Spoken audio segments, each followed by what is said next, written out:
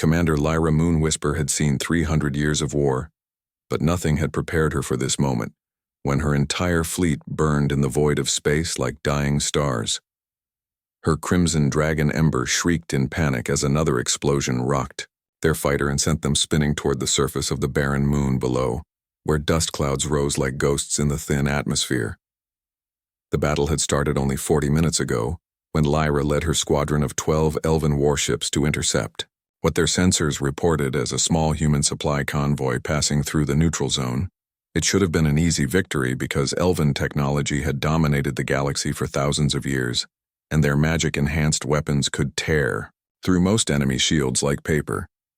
But the moment they dropped out of warp space, Lyra knew something was terribly wrong, because the single human vessel waiting for them was unlike anything in their intelligence reports. The ship was smaller than an elven cruiser, but it moved with impossible speed and precision, while its weapons fired bolts of pure energy that seemed to predict exactly where her fighters would be before they even turned. Within 10 minutes, half her squadron was debris floating in space, and the survivors were desperately trying to retreat back to the warp gate. Lyra had ordered the retreat herself, while shame burned in her chest, because in all her centuries of command, she had never abandoned a battlefield, but watching her warriors die for nothing was worse than any dishonor. Ember fought to control their descent as the moon's gravity pulled them down faster and faster, while alarms screamed in Lyra's ears, and the smell of burning circuits filled her helmet. They hit the ground hard enough to crack Lyra's armor and send a shock of pain through her entire body that made her vision go white for several heartbeats. When her sight cleared, she found herself lying in gray dust with Ember sprawled beside her, breathing heavily and making small whimpering sounds that broke Lyra's heart. The dragon's left wing was torn and bleeding, while scorch marks covered her beautiful scales that had once gleamed like rubies in sunlight. Lyra forced herself to sit up, despite the pain in her ribs, and reached out to touch Ember's neck with trembling fingers. "We survived," she whispered. But the words felt hollow because survival meant nothing when everyone else was dead, above them in the black sky. Lyra could see the human ship descending with perfect control while its landing thrusters kicked up massive clouds of dust that rolled across the landscape. She knew she should run or hide or do something other than sit here waiting for death. But her body would not obey, and Ember could barely lift her head, much less fly. The human ship landed 300 paces away, and its boarding ramp lowered with a hiss of compressed air that Lyra heard even through her cracked helmet. A dozen figures emerged wearing dark armor that looked sleek and efficient compared to the ornate elven designs that prioritized beauty over function. They moved in formation with weapons raised and spreading out to surround the crash site, while one figure walked ahead of the others. With confident steps, Lyra tried to stand, but her legs gave out and she fell back to her knees while hot tears of frustration ran down her face. Ember growled weakly and tried to position herself between Lyra and the approaching humans, but the effort made her wounded wing drag in the dust. The lead figure stopped 10 paces away and raised one hand in a gesture that made the other soldiers halt their advance. Lyra could see through the figure's helmet visor now and realized it was a woman with dark skin and calm eyes that studied the wreckage with neither anger nor satisfaction. The woman reached up and removed her helmet with a soft click, revealing short black hair and a face that looked young despite the authority she clearly carried. "Commander Lyra Moonwhisper," the woman said, and her voice was clear and steady. "I am Captain Riley Brooks of the Earth Defense Force, and you are now my prisoner." Lyra wanted to laugh at the formal words, because what else could she be when she lay broken in the dirt with her dragon bleeding beside her? Instead, she found her hand moving to the ceremonial blade at her belt, because Elven warrior code demanded she take her own life rather than face capture. But Ember saw the movement and pressed her massive head against Lyra's shoulder while making a sound that was almost like pleading. The dragon's golden eyes were wide with fear and pain, but also with something else that Lyra recognized as hope. Hope that maybe this human would be different from the monsters their leaders had described. Hope that maybe they would both live to see another sunrise.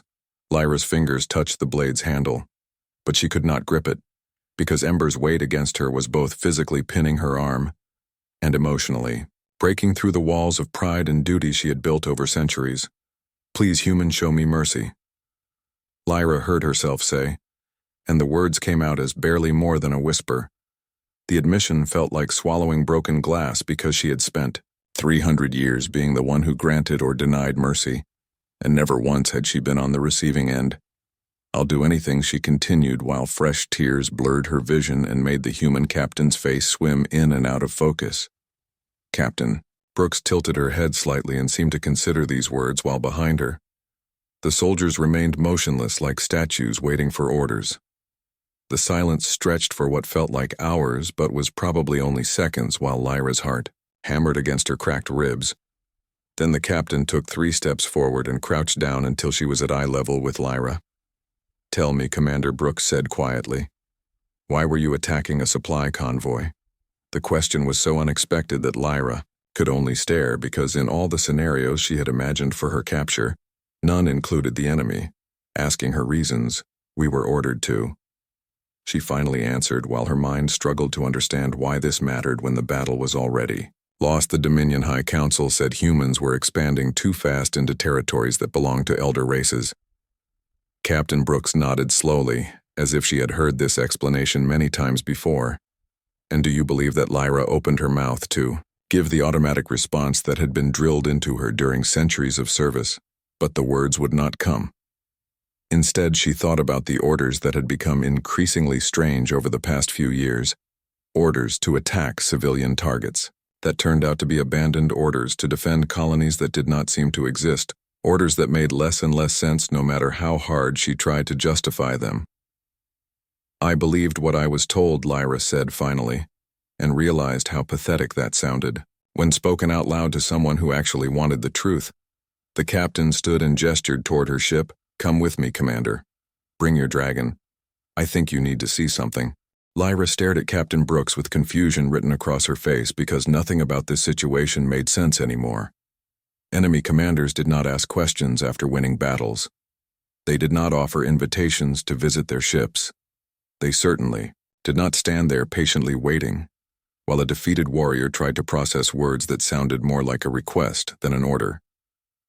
Ember lifted her head and sniffed the air cautiously, while her golden eyes tracked the human soldiers who still surrounded them but had not moved closer or made any threatening gestures. The dragon made a soft chirping sound that Lyra recognized as her way of saying she sensed no immediate danger. Lyra tried to stand, but pain shot through her left leg and she gasped while falling back to one knee in the gray dust. 2 of the human soldiers moved forward instantly with their weapons lowered, and Lyra tensed, expecting them to grab her roughly. Instead, they stopped at a respectful distance, and one of them spoke in a gentle voice. "Ma'am, do you need assistance?" The words were so polite and unexpected that Lyra could only nod numbly, while her brain tried to catch up with everything happening. The soldiers approached slowly with their hands visible, and helped Lyra to her feet with surprising gentleness, while supporting her weight without making her feel like a prisoner being hauled away. Ember watched this interaction closely, and seemed to relax slightly when she saw the humans were not hurting. Her bonded partner, Captain Brooks, walked over to the dragon, and Lyra wanted to shout a warning because Ember could still breathe fire even with her injuries. But the captain moved with calm confidence, and kept her body language open and non-threatening, while she examined Ember's torn wing from a safe distance. "That looks painful," Brooks said softly. "We have medical facilities on the ship that can help." Ember tilted her massive head and studied the human with intelligent eyes that had seen countless enemies but never one who spoke with such genuine concern. The dragon made a low rumbling sound that was almost like a question. "She wants to know if you are telling the truth." Lyra translated while leaning heavily on the soldiers who supported her. Brooks met Ember's gaze directly and nodded. "Once I am telling the truth, your wing can be healed and the pain can be stopped, but only if you trust me enough to come aboard." Ember looked at Lyra, and their bond allowed a silent conversation to flow between them in the way that dragon and rider had communicated for over 2 centuries together. The dragon was scared and hurting, but she was also curious about these humans who acted nothing like the savage monsters described in elven propaganda. Lyra felt her own curiosity growing despite the pain and exhaustion, because Captain Brooks had now twice offered help instead of violence. "We will come," she said finally, and felt Ember's agreement through their bond. The walk to the human ship took longer than it should have because Lyra could barely put weight on her injured leg. and Ember limped badly with her damaged wing dragging through the dust, but the human soldiers were patient and adjusted their pace, while two of them stayed close to help Lyra, and others flanked Ember without crowding her. As they approached the ship, Lyra noticed details she had missed during the battle. The hull was smooth and dark, with no decorative elements or religious symbols like elven vessels carried.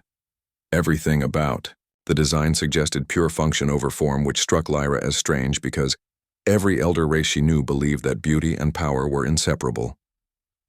The boarding ramp was wide enough for Ember to walk up without folding her wings, and Lyra realized the humans had planned for the possibility of bringing a dragon aboard. Inside the ship, the corridors were clean and bright with white walls that glowed with soft light. Crew members moved efficiently past them and several stopped to stare at the dragon with wide eyes, but none showed fear. One young human woman even smiled and waved at Ember, who snorted in surprise. Captain Brooks led them through several passages until they reached a large room marked with symbols that Lyra's translator identified as Medical Bay. The doors slid open and Lyra gasped because the space was huge with equipment she did not recognize and several humans in white uniforms who looked up from their work. One of them was a tall woman with gray hair pulled back in a tight bun who walked over with a data pad in hand. "Captain," the woman said. "You brought back a dragon." Brooks smiled slightly. "I did, Dr. Chen. Can you help her?" The doctor looked at Ember with professional assessment in her eyes while walking slowly around the dragon to examine her wounds. "The wing tear is serious but repairable," she said. "The burns are mostly superficial. I will need about 2 hours for the wing and another hour for the smaller injuries." Ember made a nervous sound and pressed closer to Lyra, who stroked the dragon's neck with soothing motions. "It is all right, my friend," Lyra whispered. "Let them help you." The doctor directed Ember to a large padded platform in the center of the room, and the dragon climbed up carefully before settling down with a heavy sigh. Two other medical staff moved forward with scanning devices that hummed softly, while blue light played over Ember's scales. The dragon's eyes went wide, but she held still when Lyra nodded encouragement. Captain Brooks touched Lyra's shoulder gently. "Let them work on your dragon while we talk. There is something I need to show you."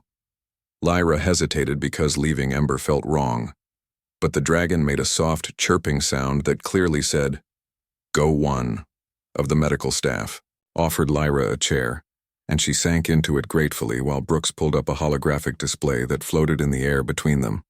The display showed a star map with dozens of systems marked in different colors. "These are the territories your Dominion claims we are invading," Brooks said while highlighting several systems in red. Lyra recognized the map from briefings she had attended, where council members spoke passionately about defending elven ancestral lands from human expansion. "Watch this," Brooks continued and touched a control. The display changed and new information appeared over each red-marked system, showing dates and survey reports. Every single one of these systems was abandoned by elven colonists over 50 years. Brooks said quietly. Most were deemed unsuitable for long-term habitation. Due to resource depletion or environmental problems, your people left them voluntarily. Lyra leaned forward and stared at the data while her mind raced, because this contradicted everything she had been told. The council said these were thriving colonies. She protested weakly. They said humans were attacking civilian populations. Brooks pulled up more files and images appeared showing empty buildings and overgrown streets on worlds that should have been bustling with elven citizens. "We sent diplomatic requests asking permission to survey these abandoned systems," Brooks explained. "Your council never responded. When we finally sent science teams to study the planets, we found nothing but ruins and no signs of recent habitation. So we were fighting to protect ghost towns," Lyra said, and her voice came out flat and hollow. The captain nodded. "You were fighting to protect a lie." Lyra looked over at Ember, who was now surrounded by humans with medical tools working carefully to repair her torn wing. The dragon seemed calm and even made a contented rumbling sound when one of the doctors did something that apparently stopped the pain. "Why are you showing me this?" Lyra asked, while turning back to Brooks. "Why not just lock me in a cell and throw away the key because you asked for mercy?" Brooks replied, "And true mercy is not just sparing a life. It is giving someone a chance to understand the truth and choose what to do with it." Lyra sat in silence while the weight of Captain Brooks' words settled over her like a heavy blanket. Around them, the medical bay hummed with quiet activity as doctors worked on Ember's wing with tools that seemed to blend technology and something that looked almost like magic. The truth Brooks had shown her contradicted 300 years of service and loyalty to the Dominion. Everything Lyra believed about her purpose and her mission now felt like it was built on sand. "What do you want from me?" she asked finally, while her voice barely rose above a whisper. Brooks pulled over another chair and sat down facing Lyra with her elbows resting on her knees. "I want you to understand that not everything you have been told is true. I want you to see humans as we actually are, instead of as monsters, and most importantly, I want you to make your own choice about what happens next." Lyra looked down at her hands, which were still trembling slightly from shock and exhaustion. "My own choice," she repeated. "I'm your prisoner. What choice do I have?" "You can return to your people," Brooks said simply. "Take your dragon and go home. Tell them what you have seen here, and let them decide whether to believe you or not." The offer was so unexpected that Lyra actually laughed, though the sound came out bitter and harsh. "They will call me a traitor. They will say I was corrupted by human lies. I might be executed for even suggesting the Council has deceived us." Brooks nodded slowly. "That is possible, but you might also find other warriors who have had doubts, other people who have noticed that the orders make less sense each year. Sometimes all it takes is one person speaking the truth to start a change." Lyra thought about her squadron leaders and the conversations they used to have late at night when exhaustion made them speak more honestly. She remembered Commander Talon questioning why they kept being sent to defend empty space. She remembered Captain Silvara asking why civilian ships were never where intelligence reports said they would be. She remembered dozens of small moments when her fellow officers had expressed confusion or doubt, but always in whispers, and always followed by renewed pledges of loyalty.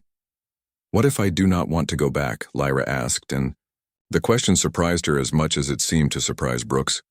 "What if I am tired of fighting wars that do not make sense? What if I want to find a different path? Then you would be welcome to stay," Brooks said carefully. "But that decision should not be made while you are injured and in shock. That decision should be made when you have had time to rest and think clearly." A commotion near Ember made both women look over, and Lyra felt her heart skip because the dragon was making distressed sounds. But when she started to stand, Dr. Chen waved her back down with a reassuring smile. "She is fine," the doctor called out. "We just finished sealing the major tear," and she felt the sensation of her wing knitting back together. "It startles them sometimes, but it does not hurt." Ember turned her massive head toward Lyra and made a questioning chirp. "I'm all right." Lyra called back, "Let them finish helping you." The dragon settled down again and the medical team continued their work with gentle efficiency. Brooks stood and gestured toward a door at the back of the medical bay. "Come, let me show you where you can rest while they finish with Ember." Lyra followed the captain through the door and found herself in a small but comfortable room with a bed and a sitting area. There was even a window showing the barren landscape of the moon outside. "This is guest quarters," Brooks explained. "We keep them for diplomatic visitors, but you are welcome to use this space. The bathroom is through that door, and I will have someone bring you clean clothes since your armor is damaged." Lyra looked around the room, which was simple but had everything she might need. "Why are you being so kind?" she asked, while confusion and suspicion mixed in her voice. "We are enemies." Brooks was quiet for a moment before answering. "I have seen enough war to know that most enemies are just people who were told to fight each other by leaders with their own agendas. You did not choose to be my enemy. You were ordered to be. That makes a difference to me." The captain moved toward the door but paused before leaving. "There is food and water in the small unit by the bed. Get some rest. When you wake up, Ember will be fully healed, and we can talk more about your options." Lyra wanted to argue that she could not possibly rest in an enemy ship, but exhaustion was pulling at her like weights tied to her bones. She managed a small nod, and Brooks left with a final encouraging smile. Alone in the room, Lyra finally allowed herself to collapse onto the bed while every muscle in her body seemed to give up at once. Her armor was cracked and uncomfortable, so she struggled out of it piece by piece until she was down to the light undersuit. that all elven warriors wore. The moment she lay back down, sleep tried to claim her, but her mind would not stop racing through everything that had happened. She thought about the star charts showing abandoned colonies. She thought about Captain Brooks' calm kindness. She thought about the human medical team carefully healing Ember with technology that seemed almost miraculous. Most of all, she thought about the question Brooks had asked. Do you believe that? For 300 years, Lyra had never questioned her orders or her purpose. She had been a perfect soldier, doing exactly what she was told because that was what honor and duty demanded. But lying here in this strange human ship, she realized that following orders without question was not the same as doing what was right. Her hand moved to the small communication device, built into her wrist guard one signal, and the Dominion fleet would know her location. They would send rescue teams or more likely attack teams to retrieve her or eliminate the humans who held her. But something made her hesitate, because sending that signal felt wrong in a way she could not quite explain. Instead, she thought about what Brooks had offered, a choice, her own choice about what to do next. The door chime sounded, and Lyra sat up quickly while reaching for a weapon she no longer carried. Come in, she called out cautiously. A young human man entered carrying a tray of food and a neatly folded set of clothes. He could not have been more than 20 years old, with red hair and a friendly smile. Captain Brooks asked me to bring these, he said, while setting everything down on the small table. She said to tell you that your dragon is doing great and asking for you. The medical team will be done in about 30 minutes. Thank you, Lyra said awkwardly, because she did not know how else to respond to this unexpected courtesy.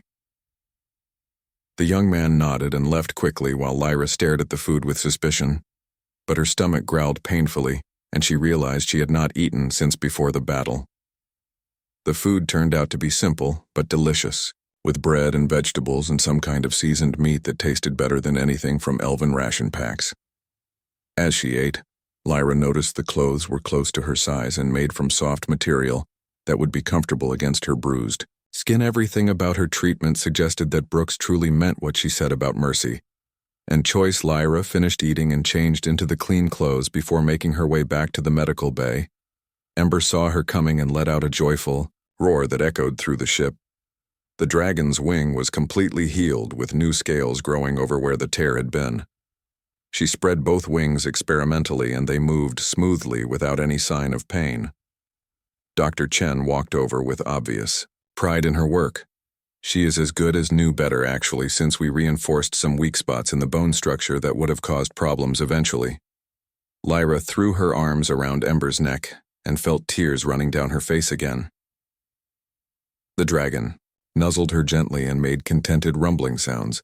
Captain Brooks appeared from somewhere and watched them with a small smile, so Lyra moon whisper, "What happens now? That is your choice to make."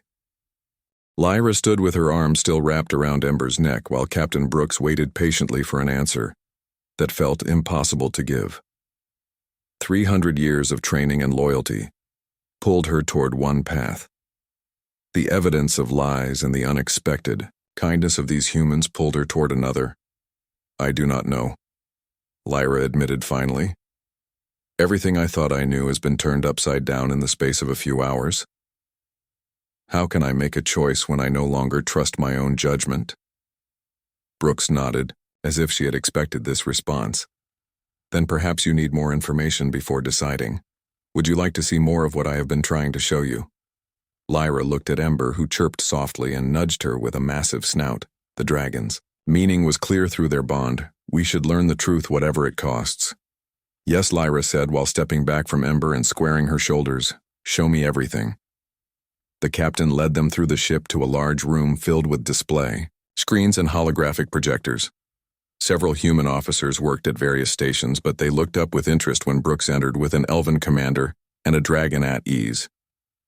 Brooks said, "Commander Moonwhisper is our guest, and I am giving her access to some classified information."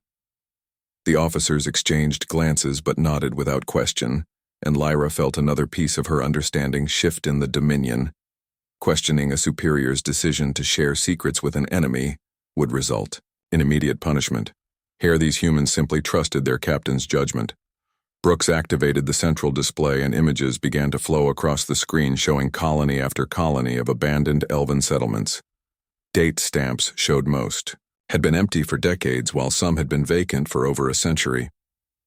Your dominion has been claiming these territories are under attack, Lyra said slowly while studying the evidence. But they have been empty long before humans even developed. Faster than light travel, Brooks pulled up another set of files. This gets worse. We started investigating why the Elven Council would lie about something so easily disproved. What we found suggests they have been using the threat of human expansion to consolidate power and justify increasingly strict control over their own people. The display changed to show intercepted communications between Dominion Council members. Lyra read through them with growing horror, because the messages discussed manufactured threats and staged incidents designed to keep the population afraid. One communication chain talked about how useful it was to have an enemy to blame when resources ran low. Another discussed how warrior culture could be manipulated to support unpopular policies if those policies were framed as necessary for defense. They are using us, Lyra whispered while her hands clenched into fists. They are sending warriors to die so they can maintain control through fear. Brooks placed a gentle hand on Lyra's shoulder. Your people are not evil and neither are their leaders necessarily. Sometimes those in power become so focused on maintaining stability that they lose sight of truth and justice. But the result is the same. Warriors like you fight and die for lies while civilians live in fear of threats that do not exist. Ember growled low in her chest and smoke leaked from her nostrils. The dragon understood enough to be angry, even if she could not read the documents. Lyra turned away from the displays because looking at more evidence felt like twisting a knife in her chest. If I go back and tell them this truth, what will happen? They will deny it, Brooks said honestly. They will call you a traitor and say you were brainwashed by humans.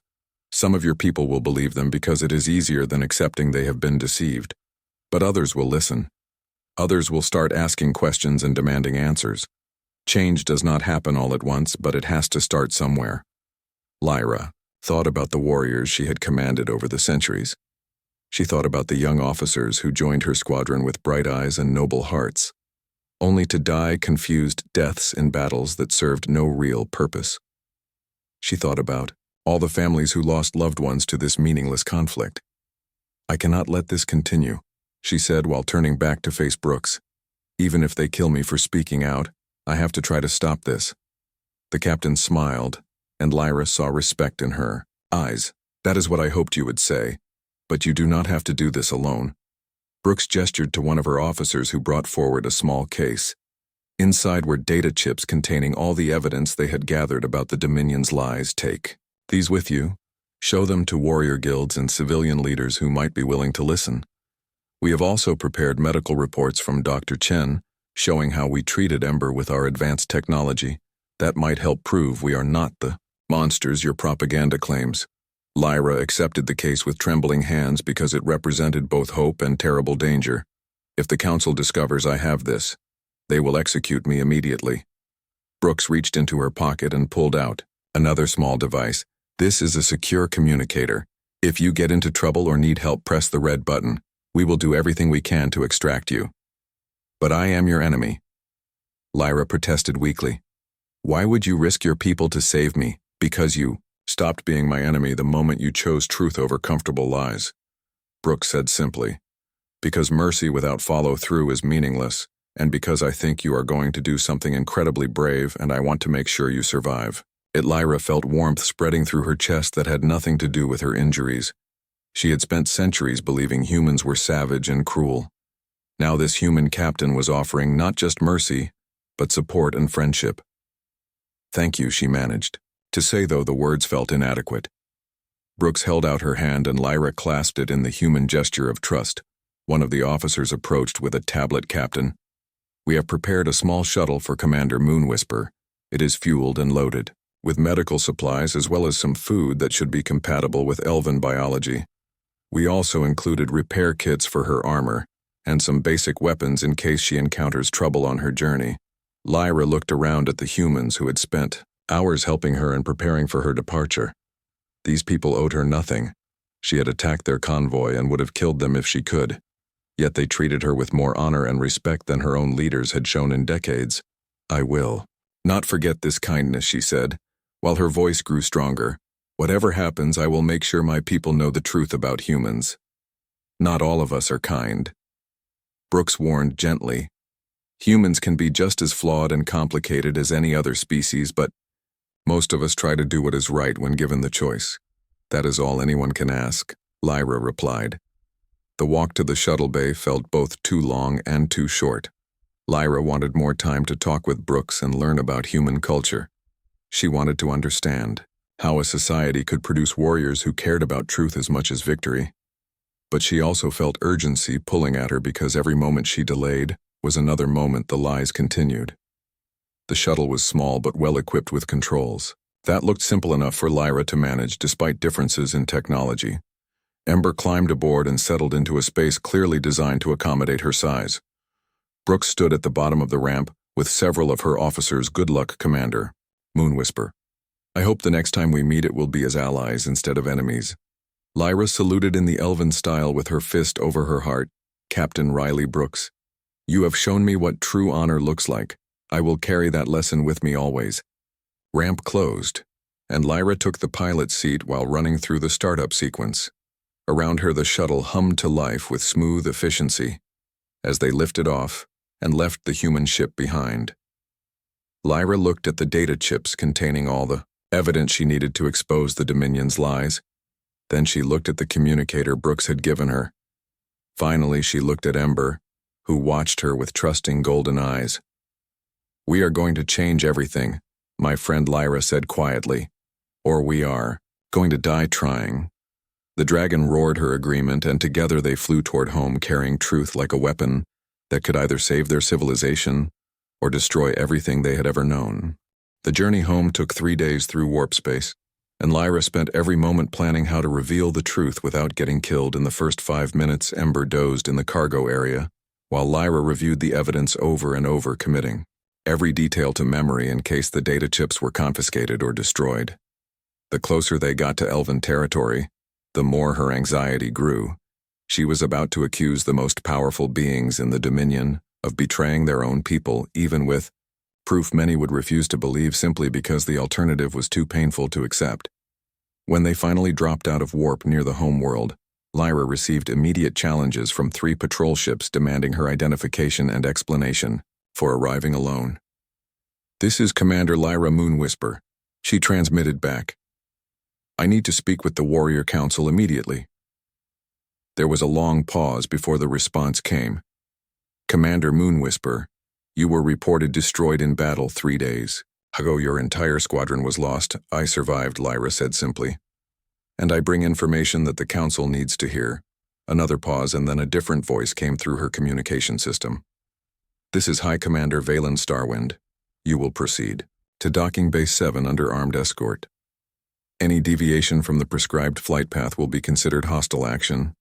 Understood, Lyra replied, while her stomach twisted into knots, because Valen Starwind was one of the most traditional and rigid officers in the entire fleet. If anyone would refuse to hear evidence against the Council, it would be him. 6 fighters formed up around her shuttle and guided it down through the atmosphere toward the capital city that sprawled across a continent. The ancient towers and gardens had stood for thousands of years and represented everything Lyra had fought to protect. Now she had to tell her people that the greatest threat to their civilization came from within. The docking bay was filled with armed guards when she landed, and Lyra took a deep breath before lowering the ramp. Ember growled nervously, but Lyra stroked her neck with reassuring touches. Stay close to me, she whispered to the dragon, and be ready to fly if this goes badly. They descended the ramp together and found High Commander Valen Starwind waiting with 20 warriors in full battle armor. He was an imposing figure with silver hair and eyes that seemed to look through people rather than at them. Commander Moonwhisper, he said, coldly, you will surrender your weapons and submit to questioning about your survival and the loss of your squadron. Lyra unclipped her sidearm and handed it over, but she kept the data chips hidden in a pocket. I will answer any questions, she said, while keeping her voice steady. But I must speak with the full Warrior Council. What I have discovered affects every soldier and citizen in the Dominion. Valen's expression did not change. You are in no position to make demands. Your entire squadron is dead and you return alone with a human shuttle and wild claims. Some might call that suspicious. Some might call it treason. Lyra agreed. But those same people would be wrong. I am not a traitor. High Commander, I am a warrior who has discovered a terrible truth, and I will share it whether you like it or not. The guards tensed and reached for their weapons, but Valen raised one hand to stop them. He studied Lyra for a long moment while his ancient eyes seemed to calculate possibilities. You have always been a loyal officer, he said finally, and your service record is exemplary. I will grant you an audience with the Council, but if you waste their time with human lies, there will be consequences. Thank you, High Commander, Lyra said, while relief washed through her. That is all I ask. They were escorted through the capital city under heavy guard while citizens stopped to stare at the strange procession.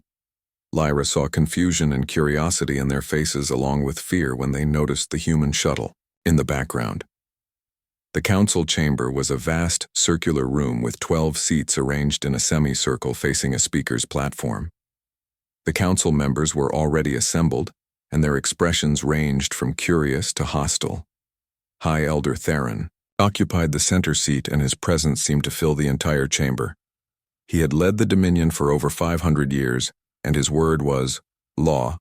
Commander Moonwhisper Theron's voice boomed through the space. You stand before this council under suspicion of treason. What do you have to say in your defense?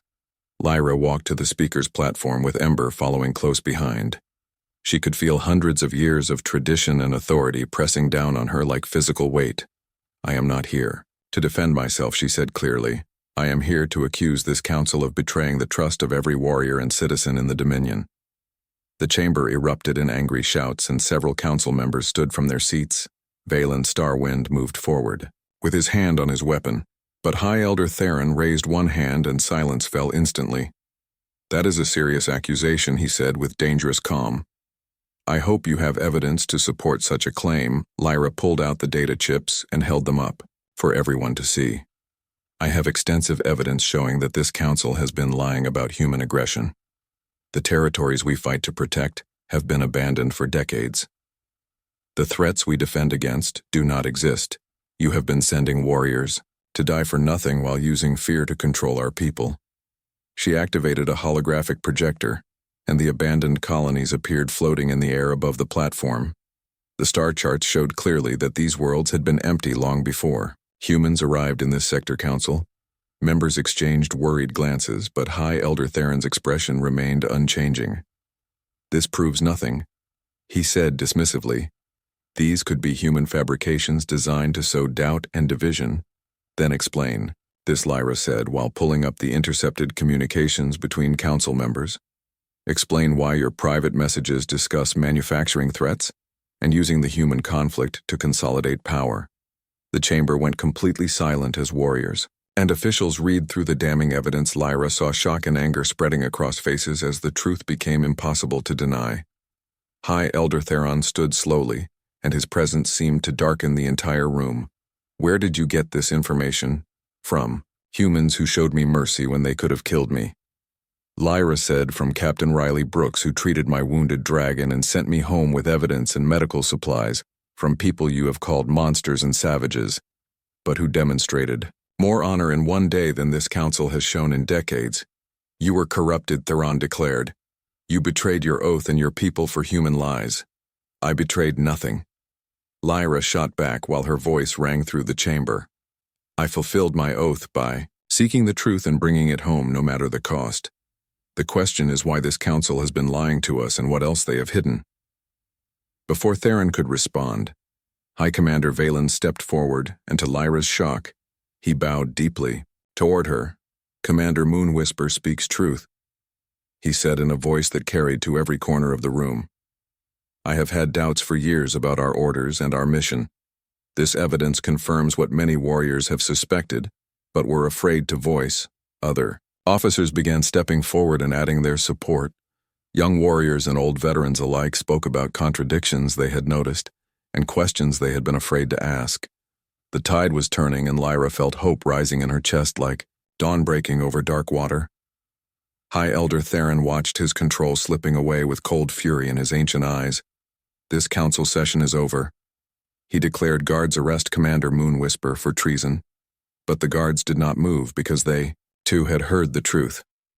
Valen Starwind placed himself between Lyra and the council members. No more arrests, he said firmly. No more lies. It is time for change. The standoff lasted only moments before Theron seemed to deflate slightly. He looked around, at the faces turned against him, and perhaps for the first time in 500 years he had no answer. Lyra stepped forward again with the communicator Brooks had given her still hidden in her pocket. This council can choose to accept the truth and work toward peace with humanity, or you can continue lying and watch this civilization tear itself apart from within. But either way, the truth is out now, and there is no going back. High Commander Valen turned to address the assembled warriors and officials. We will form a new council, he announced, one that values truth over convenient lies, and we will send ambassadors to meet with the humans and discuss terms for genuine peace. The chamber erupted in cheers and Lyra felt tears streaming down. Her face ember roared triumphantly and the sound echoed through the ancient halls. Captain Brooks had been right. Sometimes all it took was one person speaking the truth to start a change, and Lyra had chosen truth over everything else.